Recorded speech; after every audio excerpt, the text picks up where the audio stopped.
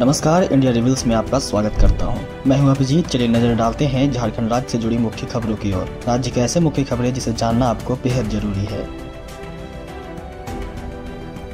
Justice Sanjay Mishra बनेंगे Jharkhand high court के मुख्य न्यायाधीश।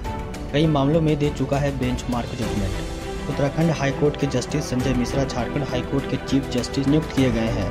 केंद्रीय विधि मंत्रालय ने इसकी अधिसूचना जारी कर दी है। उनकी नियुक्ति की अधिसूचना झारखंड हाईकोर्ट पहुंच भी गई है। जल्द ही उनके शपथ ग्रहण की तिथि तय होगी। डॉक्टर रवि रंजन के सेवानिवृत्त होने के बाद झारखंड हाईकोर्ट के चीफ जस्टिस का पद खाली था। Justice Aparesh Kumar Singh acting chief justice के तौर पर काम कर रहे हैं। उन्हें 22 फरवरी के बाद से त्रिपुरा का चीफ जस्टिस नियुक्त करने की सिफारिश कोलेजियम ने की है। बढ़ते हैं दूसरी खबर की ओर। हजारीबाग ओपन जेल में पारिवारिक माहौल में गुनाहों के दाग धो रहे हैं कैदी। 9 साल पहले हुई थी अनूठी पहल। झारखंड के पहले और एकमात्र ओपन जेल हजारीबाग में 16 कैदी परिवार सहित रह रहे हैं। कुल 34 लोग यहाँ हैं। मुख्य धारा से विमुख हो चुके लोगों को फिर से मुख्य धारा मिलाने के लिए सरकार की ओर से ओपन जेल हजारीबाग की व्यवस्था की गई। इसका मुख्य उद्देश्य उग्रवाद और अपराध की राह से लौटने वालों के लिए पारिवारिक माहौल देना रहा है। पिछले 9.5 साल से इस जेल में कई लोगों में बदलाव की पहल शुरू हुई है। कुख्यात और दुर्दांत माने जाने वाले लोग अब गृहस्थ जीवन जी रहे हैं। सुधार की प्रक्रिया धीरे धीरे आगे बढ़ रही है। यहाँ पर लोग अपने परिवार के अधिकतम 5 सदस्यों के साथ रह सकते हैं।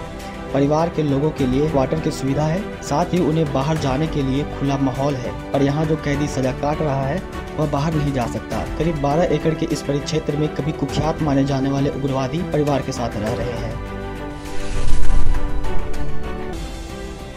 देवघर एयरपोर्ट नाइट लैंडिंग सुविधा के लिए डीजीसीए का आदेश। 15 दिनों में हटाएं हाई फ्लोर बिल्डिंग, वरना की जाएगी कार्रवाई।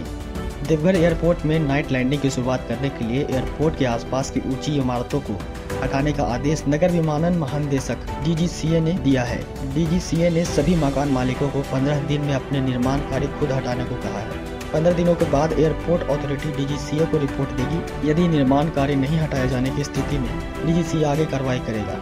शुक्रवार को यह जानकारी डीजीसीए की ओर से अदालत को दी गई है। इसके बाद acting chief justice Aparesh Kumar Singh और जस्टिस दीपक रोशन की अदालत ने डीजीसीए को निर्माण हटाने की कार्रवाई जल्द पूरी करने का निर्देश देते हुए सुनवाई 3 मार्च को निर्धारित की। बता दें कि भाजपा सांसद निशिकांत दुबे की ओर से देवघर एयरपोर्ट में सुचारू संचालन और वहां नाइट लैंडिंग की सुविधा देने को लेकर अवमाननावाद याचिका दाखिल की गई है।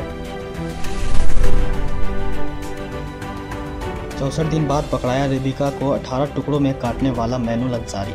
सामने आएंगे कई राज। बोरियो की चर्चित रेबिका पहाड़ी हत्याकांड का मास्टरमाइंड मैनुअल अंसारी को साहिबगंज से कई पुलिस टीम ने दिल्ली में दबोच लिया है। उसे ट्रांजिट रिमांड पर यहां लाया जा रहा है। शनिवार की रात तक पहुंचने की उम्मीद है। इसकी पुष्टि एसपी अनुरंजन किस्पोटा ने की है। इसके बाद अपार्टमेंट अग्निकांड। सरकार ने कोर्ट से मांगी मोहलत, कहा जांच चल रही है। बात के आशीर्वाद अपार्टमेंट में आग लगने के मामले में सुनवाई के दौरान सरकार की ओर से जवाब दाखिल करने के लिए समय देने का आग्रह किया गया है। सरकार की ओर से बताया गया है कि कोर्ट के निर्देश पर फायर सेफ्टी ऑडिट कराई जा रही है। सभी नगर निगम को भवनों में अग्निशमन यंत्र का ब्यौरा मांगा गया है। कोर्ट में बताया गया है कि कुछ नियमों से जानकारी मिल चुकी है, कुछ बाकी है। 1 सप्ताह में सभी ब्यूरो एकत्र कर कोर्ट में जवाब दाखिल किया जाएगा। अदालत ने इस आग्रह को स्वीकार करते हुए 24 फरवरी को सुनवाई निर्धारित करते हुए सरकार को विस्तृत जवाब दाखिल करने का निर्देश दिया है। धनबाद के आशीर्वाद अपार्टमेंट में 31 जनवरी को आग लग गई थी। इसमें 14 लोगों की जलकर मौत हो गई थी। इसके बाद हाईकोर्ट ने स्वतः संज्ञान लिया था और नगर विकास सचिव को ऊंची इमारतों की फायर सेफ्टी ऑडिट कराने और 4 माह के अंदर ऑडिट रिपोर्ट पेश करने का निर्देश दिया था। सचिव को यह बताने को कहा है कि ऊंची इमारत में आग से बचाव का इंतजाम किया गया है या नहीं। यदि इंतजाम किए गए हैं तो वह कारगर है या नहीं। शर्मसार करने वाली घटना। वृद्धा से दुष्कर्म के आरोपी को गिरफ्तार नहीं किया गया है। लोगों में आक्रोश का माहौल। मोरथंबा ओपी क्षेत्र के आरखंगो ग्राम में वृद्ध महिला से दुष्कर्म के 1 सप्ताह बाद भी आरोपियों की गिरफ्तारी नहीं हुई है।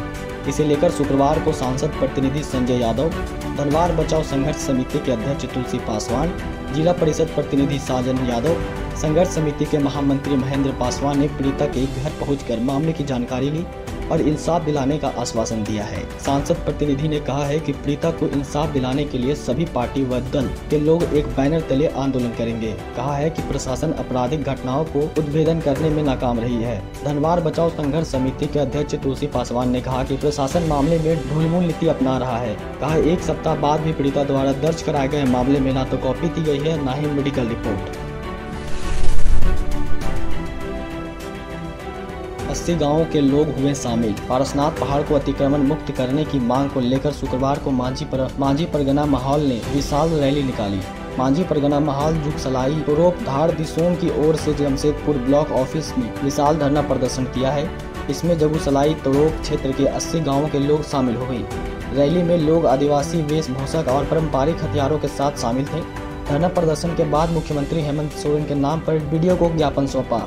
इसमें झारखंड के गिरिडीह जिले में स्थित मरांग बुरु यानी पारसनाथ पहाड़, जुगजोहार गाड़ और मांझी थाना को अतिक्रमण मुक्त करते हुए संताल आदिवासियों की धार्मिक परंपराओं की पवित्रता को बनाए रखने की मांग की है।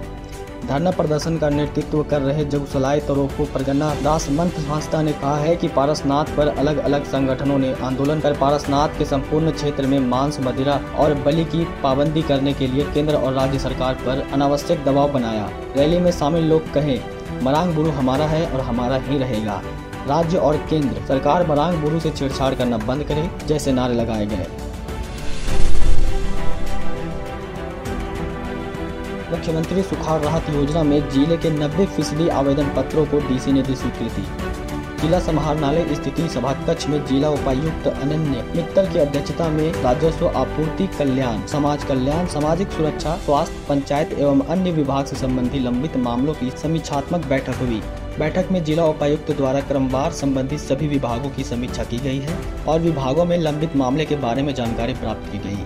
बैठक में मुख्य रूप से जिला के उपायुक्त के द्वारा सावित्रीबाई फुले किशोरी समृद्धि योजना, सर्वजन पेंशन योजना के तहत निराश्रित महिला पेंशन योजना, दिव्यांग पेंशन योजना के साथ साथ प्री मैट्रिक छात्रवृत्ति के तहत जिला कल्याण पदाधिकारी को अब तक पंजीकृत छात्रों को विभाग से आवंटित प्राप्त कर राशि मुहैया कराने हेतु निर्देशित किया गया।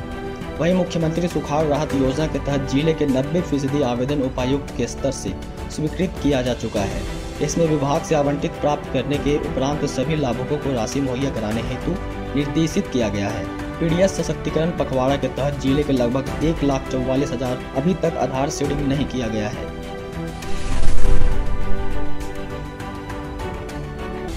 पति को गैर औरत के साथ संबंध बनाते देखा तो मिली दर्दनाक मौत। पहले हत्या की फिर चेहरा बिगाड़ा। पत्नी ने पति को गैर औरत के साथ संदेहास्पद स्थिति में देखा तो पुलिस के महज इस बात को लेकर उसे मौत के घाट उतार दिया कि कहीं वो मायके जाकर पति के बारे में दुष्प्रचार न कर दे। पति द्वारा पत्नी की हत्या करने का ये सनसनीखेज मामला झारखंड से जुड़ा है। गिरिडीह जिले के गांव थाना क्षेत्र के चुहुटिया गांव की रिंकी देवी की 12 फरवरी को हत्या कर दी गई थी। पुलिस ने इस केस पर पटाक्षेप कर लिया है। इस केस में पुलिस ने पत्नी की हत्या करने के आरोप में पति को गिरफ्तार कर जेल भेज दिया है। आरोपी ने अपना जुर्म कबूल करते हुए पूरे मामले का खुलासा किया है, जो रोंगटे खड़ा कर देने वाली है। दरअसल महिला ने पति को दूसरी महिला के साथ संदेहास्पद स्थिति में देख लिया था, जिसके बाद वह मायके चली गई थी। 12 फरवरी को आरोपी पति ने पत्नी को लोन चुकाने के बहाने बुलाया और विशेष गिफ्ट देने की बात कह तीसरी थाना क्षेत्र के पुलिया के पास ले गया और उससे संबंध बनाया, फिर मार डाला। साथ ही चेहरे की पहचान न हो पाई, इसीलिए चेहरे को पत्थर से कुचल डाला। पत्नी की हत्या करने के बाद पति हेमराज पासी ने गांव थाना में पत्नी रिंकी देवी की गुमशुदा होने को लेकर आवेदन दिया था। झारखंड के 11वें राज्यपाल बने सीपी राधाकृष्णन। राजभवन में पूरा हुआ शपथ ग्रहण समारोह। मुख्यमंत्री हेमंत सोरेन सहित कई नेता रहे मौजूद। झारखंड के नए राज्यपाल सीपी राधाकृष्णन ने आज शपथ लिया। राजभवन में शपथ ग्रहण की खास तैयारी की गई थी। इस भवन शपथ ग्रहण समारोह में झारखंड हाईकोर्ट के कार्यवाहक मुख्य न्यायाधीश अपरेश कुमार सिंह ने राज्यपाल की शपथ दिलाई। इस दौरान समारोह में सीएम हेमंत सोरेन, राज्य के मंत्री समेत विधानसभा अध्यक्ष, मुख्य सचिव समेत कई वरिष्ठ अधिकारी मौजूद रहे। कार्यक्रम में शामिल होने के लिए दक्षिण भारत यानी चेन्नई से भी लोग पहुंचे थे। शपथ ग्रहण के बाद मुख्यमंत्री हेमंत सोरेन ने एक बार फिर फूलों का गुलदस्ता देकर राज्यपाल का स्वागत किया। इसके बाद कतार में मंत्री आलमगीर आलम, विधानसभा अध्यक्ष सहित कई लोग मौजूद थे। सांसद संजय सेठ भी कार्यक्रम में मौजूद रहे और राज्यपाल को शपथ ग्रहण के बाद बधाई दी। अगर आपको हमारा वीडियो अच्छा लगा हो तो चैनल को सब्सक्राइब करें और लाइक करना बिल्कुल ना भूलें। धन्यवाद।